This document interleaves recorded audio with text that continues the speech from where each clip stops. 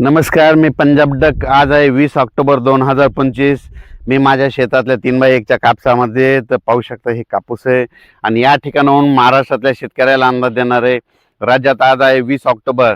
तर शेतकऱ्याला सांगू इच्छितो की ज्यांचं सोयाबीनची सुडी उघडी असेल तर तुम्ही काय करा, तर उघडी असेल तर शेतकऱ्याला सांगू इच्छितो की तुम्ही काय करा, आज म्हणजे 20 आणि 21 तारखेला तुम्ही आता झाकून घ्या.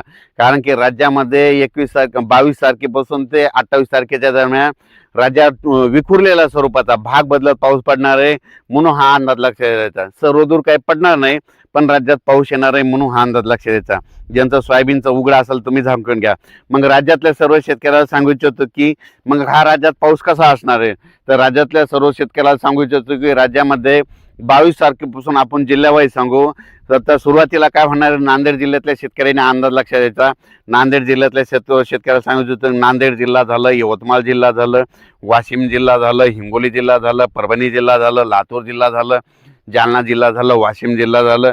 त्याच्यानंतर इकडं बीड जिल्हा, इकडं धाराशिव, सोलापूर, सांगली, सातारा, कोल्हापूर, पुणे, अहिल्यानगर ह्या पट्ट्यातल्या शेतकऱ्याला सांगू इच्छितो की म्हणजे ह्या पट्ट्यामध्ये 22 तारखेपासून ते 28 तारखेच्या दरम्यान विखुरलेल्या स्वरूपाचा वेगवेगळ्या भागात पावसाची हजेरी असणार आहे. सर्वदूर काही पडणार नाही म्हणून हा अंदाज लक्षात घ्यायचा.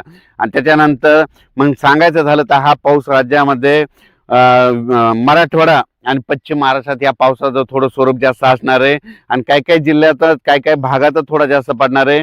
सर्वदूर काही पडणार नाही म्हणून हा अंदाज लक्षात घ्यायचा.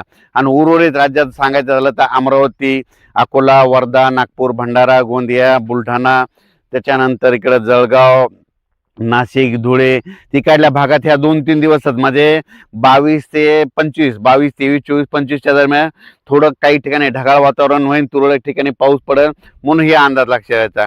म्हणजे सांगायचं झालं तर त्या पट्ट्यामध्ये म्हणजे त्या उत्तर महाराष्ट्र, पश्चिम विदर्भ, पूर्व विदर्भात एवढा काही पाऊस पडणार नाही म्हणून हा अंदाज लक्षात घ्यायचा.